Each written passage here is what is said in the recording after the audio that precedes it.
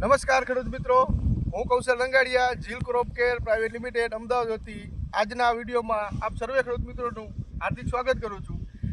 આજે આપણે સુરેન્દ્રનગર જિલ્લાના ધાંગધ્રા ગામે આવ્યા છીએ। એક ફાર્મરની પ્લોટની વિઝિટમાં આવ્યા છીએ, જેને આપણું ઝીલબાર કઈ પ્રોડક્ટ આવે છે એ આપણી વાપરેલી છે।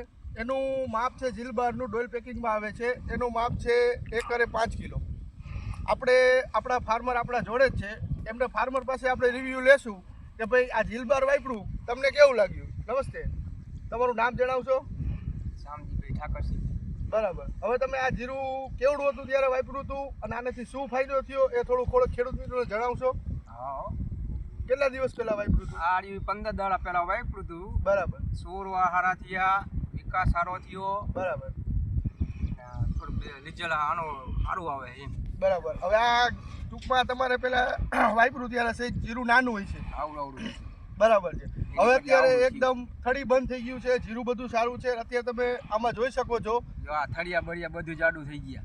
બરાબર, આ 15 દી પહેલા ડોયલું વાપરી ને અમે, હા, આ થળિયા જાડા થઈ ગયા। આવડું જ હતું જીરું પહેલામાં, બરાબર। પેલા તમારે નાનું હતું, અત્યારે ગ્રોથ સારો છે, વિકાસ સારો છે, વિકાસ સારો।